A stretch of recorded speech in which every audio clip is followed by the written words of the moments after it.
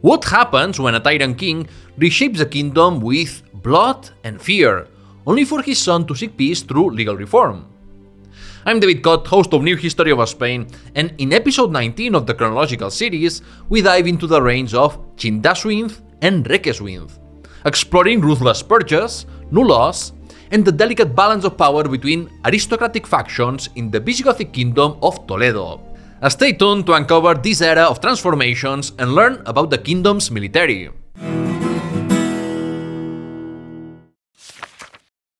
Chindasuinth's coup d'etat. We left off in episode 18, the bloody Game of Thrones in Visigothic Iberia, with the death of King Chintila, who was succeeded by his son Tolga in 639. It's difficult to determine whether a weak ruler like Chintila managed to secure the Visigothic throne for his son, bypassing the rule established by the Fourth Council of Toledo, requiring kings to be chosen by election.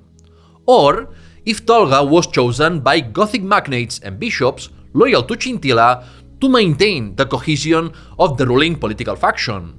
In any case, Tolga was young and inexperienced, and if the succession was hereditary, it only provided more fuel for internal opposition. The stage was set for further conspiracies, much like those during his father's reign. Tolga managed to thwart conspiracies against him for 2 years, but Duke Chindasuinth, at the age of 79, seized the opportunity, marching his army to Toledo to depose him. Chindasuinth was a living relic of Visigothic history, a figure who had served in Leovigil's campaigns and participated in earlier failed conspiracies.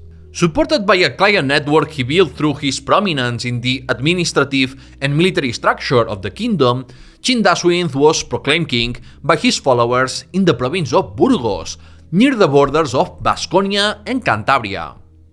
However, the bishops, bound by their oaths, did not support the rebellion. Despite this, Chindasuinth succeeded in deposing Tolga and was anointed king of the Visigoths in April 642. He spared Tolga's life, opting for the less violent route of rendering him ineligible to rule by tonsuring him and confining him to a monastery. However, the elderly Gothic king showed no mercy toward the faction of magnates that had supported Chintila and Tolga, thus beginning his reign of tyranny. The authoritarian reign of Chindasuinth. How does one establish an authoritarian reign of terror? The elderly Chindasuinth generously left us a simple 3-step guide to becoming a tyrant. Step 1. Suppress and persecute all potential opposition by exiling and executing hundreds of magnates and confiscating their properties. Step 2. Reward the noble faction that supported you with positions, privileges, and the seized properties of those persecuted. And step 3. Keep the lion's share for yourself by enriching your family with more property than anyone else, ensuring no other Gothic aristocrat could overshadow you. Let's delve deeper into these steps. According to the Chronicle of Fredegar, King Chindasuinth ordered the execution of 200 members of the most prominent Gothic lineages and 500 of lower rank. He also exiled many others, not counting those who fled preemptively to avoid being accused of conspiring against him, whether the suspicions were unfounded or not.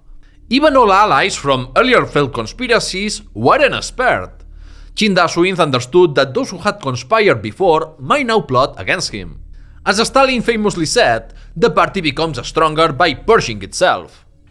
Victims of Chindasuinth's brutal repression suffered not only death or exile, but also the confiscation of their properties, including their wives and daughters, who were distributed among the king's loyalists as if they were land or livestock. Fully aware of the power of the Hispano-Gothic Church, Chindasuinth used both the stick and the carrot. The sticks included abolishing the right of asylum in Christian temples to prevent his opponents from using them as refugees, and intervening in the appointment of bishops. Unlike previous rulers, he avoided relying on the councils of Toledo as a mechanism of negotiation with lay and clerical elites, ruling instead with an iron fist. The sole council he convened, the Seventh Council of Toledo in 646, resembled more a North Korean-style congress without open opposition than a political forum. At that council, the ruthless octogenarian, as historian Jose Sotochica calls him, added enslavement to the punishments for conspiring against the king, alongside excommunication for clerics. Most accused of treason were executed, though some could opt for the quote-unquote royal benevolence of being blinded instead of killed. What a charming fellow this Chindasuinth! But he also wielded carrots, donating vast amounts of money and land to the church and assigning bishops new governmental roles to monitor corruption among lay officials and combat tax fraud.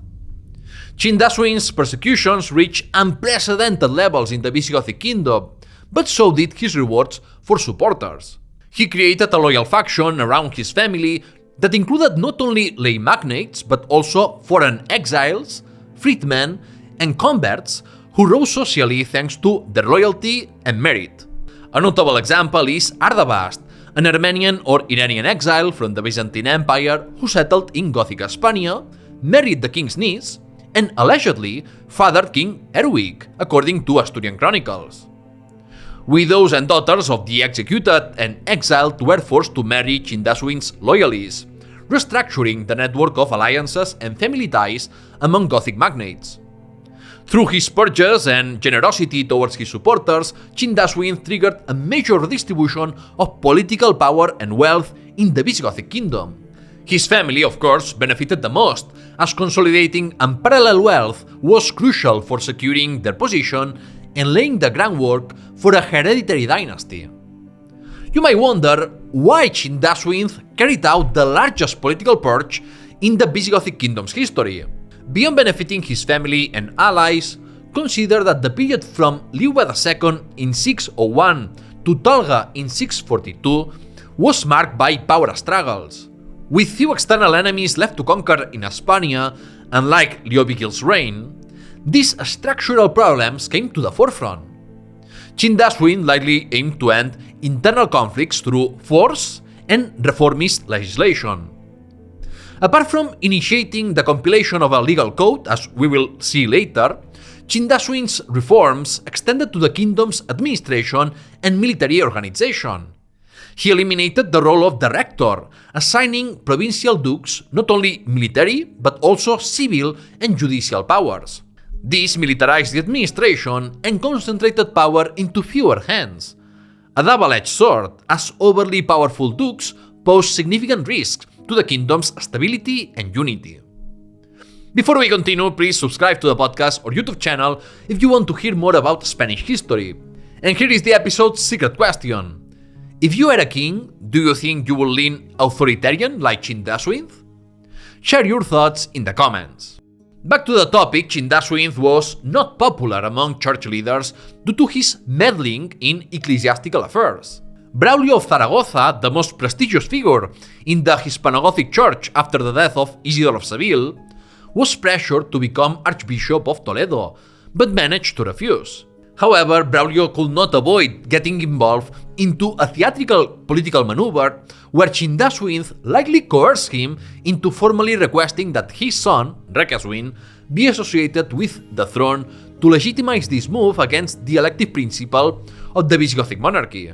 Thus, Recceswinth co-ruled along his father for 4 years, beginning in 649. The tireless Chindasuinth died at the age of 90, leaving behind a Visigothic kingdom that had been strengthened only on the surface, and many powerful magnates and church leaders who hated him. His heir would have to deal with the victims of Chindasuinth's tyranny. The Liber Iudiciorum of Chindasuinth and Recceswinth. The reigns of Chindasuinth and Recceswinth were reformist, marking the beginning of a new political era for the Visigothic kingdom. Not only did they promulgate numerous laws, but they also initiated the compilation of a new legal code, the Liber Iudiciorum, under Chindasuinth's directive. Many of its laws were slight modifications of late Roman legislation, but it also included laws from Leovigild, Reccaret, and other Visigothic monarchs, as well as 99 laws by Chindasuinth and 87 by Recceswinth. Additional sources for the Liber Iudiciorum included the canons of the Council of Toledo, Justinian's Corpus Juris Civilis, Burgundian laws, and the Bible. In the Liber Iudiciorum, published by Recceswinth, only his and his father's laws were attributed to named monarchs, while earlier retained laws were described as ancient laws without specifying their origin.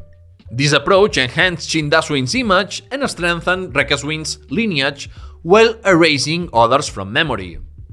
This reflects how the Liber Iudiciorum served not only as a legal body but as a historical narrative. Historian Michael Kelly argues that there is a strong connection between historical narratives and legal texts during late antiquity and the early Middle Ages, and we see similar examples among the Lombards, Franks, and Anglo-Saxons. The first edition of the Liber Iudiciorum, published in 654, asserted the Visigothic monarchy's absolute authority as the only source of law in Hispania. It repealed all laws not included within it and forbade the use of customs or judges' discretion for unaddressed cases, which were instead to be resolved by the king himself. For Recceswinth, publishing the Liber Iudiciorum was a way to consolidate his power without military conquests like Leovigild or purges like Chindasuinth, earning him a reputation as a moderate king. It's no coincidence that the Code's 12 books were structured with the help of Bishop Braulio of Zaragoza to present Chindasuinth and Recceswinth as the sole Catholic legislators, bolstering their dynasty and restoring Chindasuinth's reputation. Thus, the Liber Iudiciorum served purposes beyond being a mere legal code. From the monarchy's perspective, it was a political tool. However, producing legislation is one thing, and disseminating and enforcing it is another. While the central government produced the laws, their implementation required the acceptance and cooperation of local powers, including public officials, bishops, and lay landowners. According to Paulo Pachá, Recceswinth needed the consensus of the kingdom's aristocracy to promulgate the Liber Iudiciorum. Recceswinth made this clear in his opening address at the 8th Council of Toledo, where he acknowledged the contributions of bishops and palace magnates in drafting and applying the laws, though always under royal oversight. Moreover, the Liber Iudiciorum codified the rights and duties of kings and judges to prevent the abuses of authority that had occurred under his father.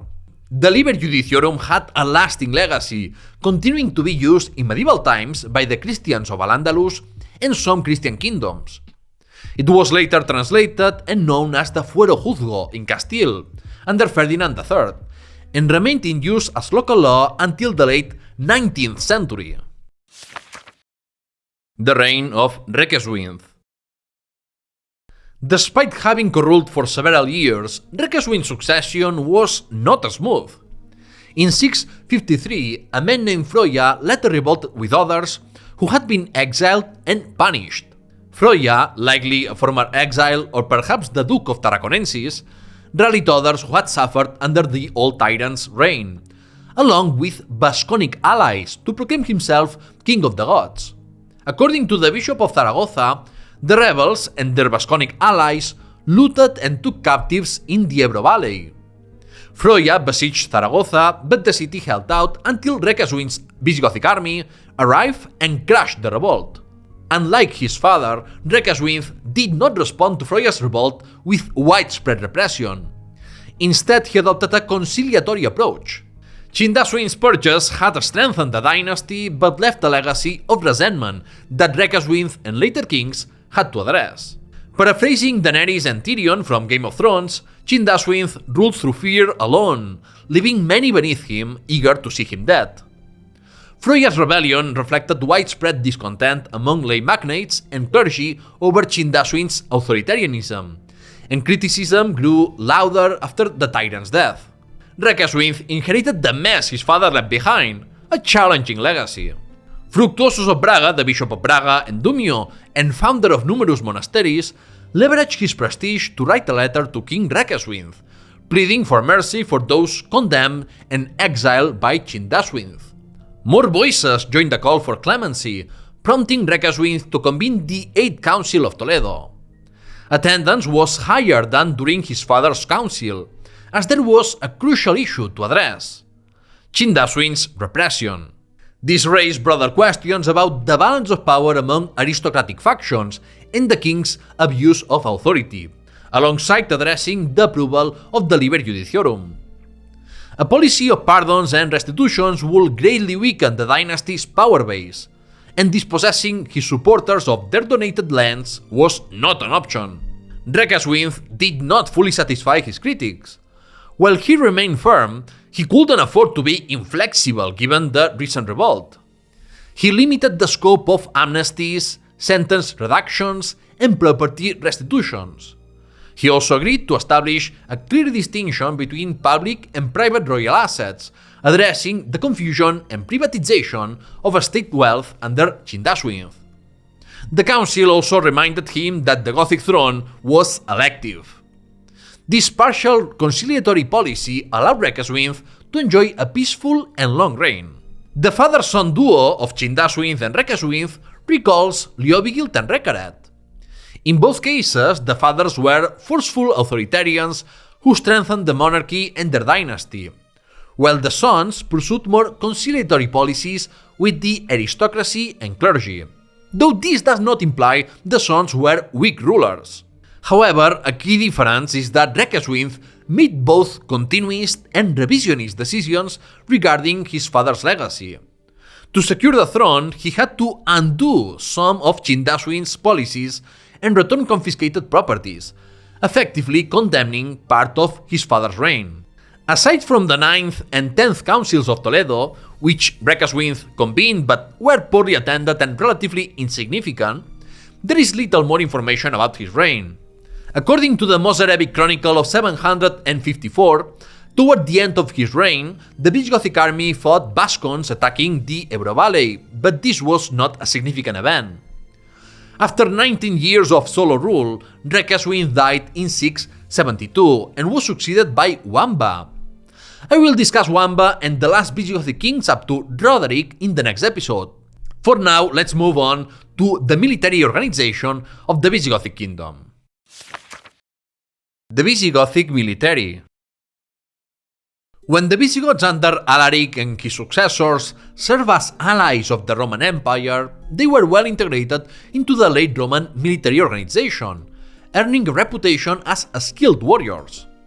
From Alaric's army and its successors emerged the Gothic identity, evolving from a professional army accompanied by their families into a landowning aristocracy, first in southern Gaul and then in Hispania.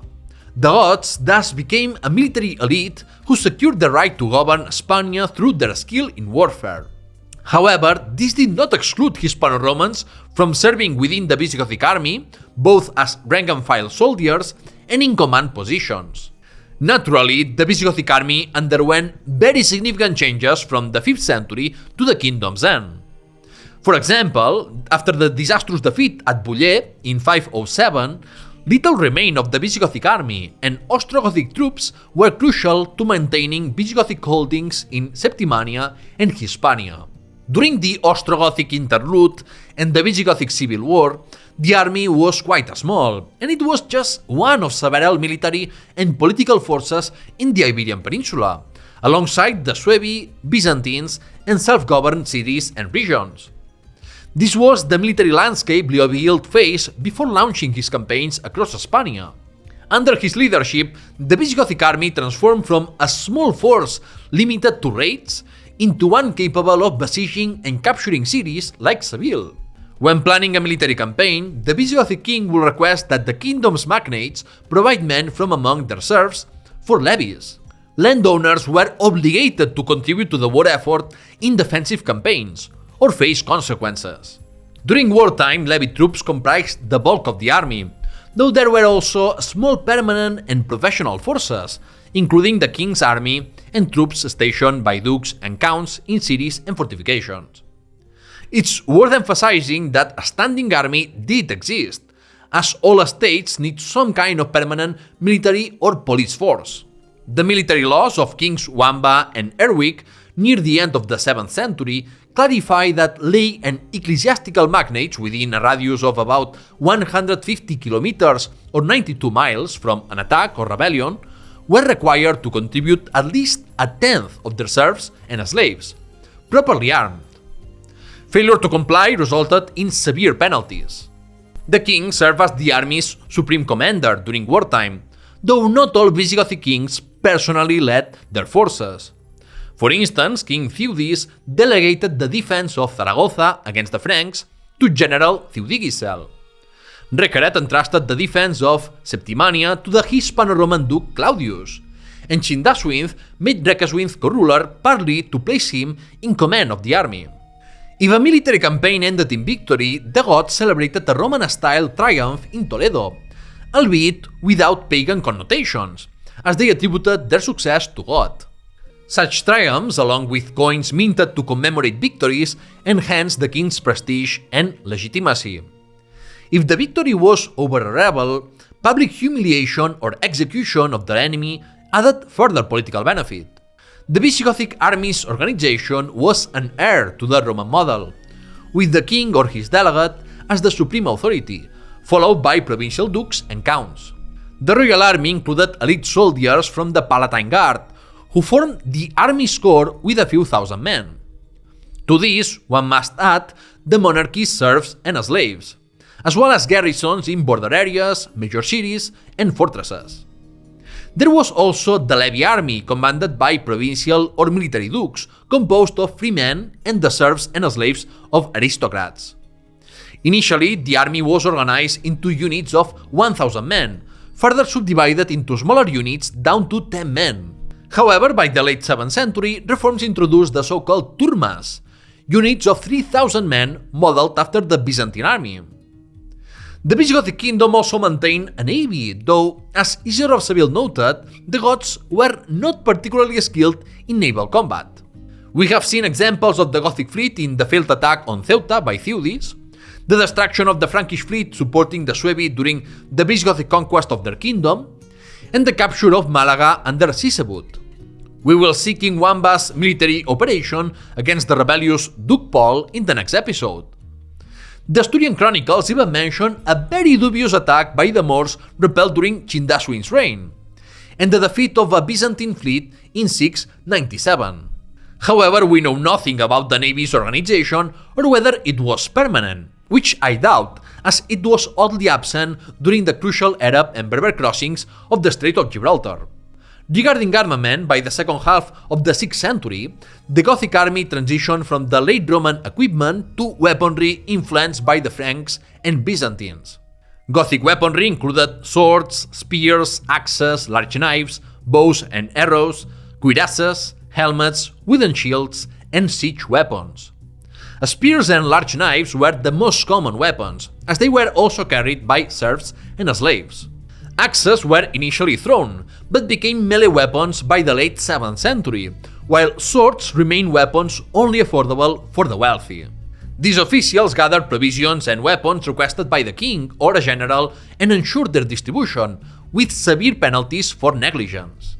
In summary, the Visigothic army can be described as a small standing force supplemented by larger levies from lay and ecclesiastical magnates and free men to conduct campaigns for conquest, plunder, territorial defense, or suppressing internal rebellions. As discussed in episode 16, how Leovigild built the Visigothic kingdom, warfare served as a tool to reinforce the king's power and legitimacy and reward loyal followers. This made it crucial for a king to build and maintain ties of loyalty with the kingdom's magnates, as the collaboration of the aristocracy was essential to retain the throne and protect the realm in the absence of a large professional state army.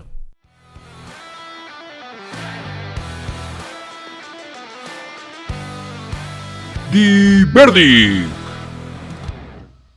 In today's verdict, I want to discuss what Paulo Pachá calls the mono model, short for monarchy versus nobility, a framework commonly used in historiography about the Visigothic kingdom. Essentially, this model describes the power dynamics of the Visigothic kingdom as a pendulum swinging endlessly between a strong monarchy confronting the nobility and a weak monarchy dominated by a more powerful nobility. Until, of course, the Muslims arrive and throw the pendulum into the garbage bin. Some historians have characterized reigns such as Leovigild versus Recared, Suintila versus Isenen, and Chindasuinth versus Recceswinth in this way. The appeal of this historiographical model lies in its simplicity, presenting a clear dichotomy between monarchy and nobility. But does the Mono model truly reflect historical reality? Was there indeed a recurring conflict over the balance of power between monarchy and nobility? And were not the monarchs themselves also aristocrats? Labeling Chindasuinth as a strong king and Recceswinth as a weak one implies a complete break between the reigns, but this is not entirely accurate. We have already seen that while there were elements of rupture, there were also continuities, for instance with the Liber Iudiciorum and even the fact that Recceswinth was made co-ruler by his father. Perhaps the focus shouldn't be on debating strong versus weak kings, but rather on understanding how and why power relations and balances of power between factions evolve and transform from one reign to the next. And with that, the verdict ends. That being said, don't forget to subscribe to the podcast and even better, the YouTube channel for more content beyond this chronological series, if you haven't already. For instance, on the YouTube channel you can enjoy videos on the Barcelona rent strike of 1931, the story of the stupid death of the general who was supposed to become dictator instead of Franco, or how prostitutes played a key role in securing Madrid for King Philip V during the Spanish War of Succession. Share the show so more people can discover it, follow it on Blue Sky and Discord, and consider supporting me at patreon.com/newhistoryspain for exclusive benefits. Moreover, if you speak Spanish or are learning the language, I encourage you to check out the Spanish version of this show. You will find all the links in the description. In the next episode, I will discuss the final kings of the Visigothic Kingdom before the Muslim conquest, from Wamba to the death of Witiza. Thanks for listening and see you soon!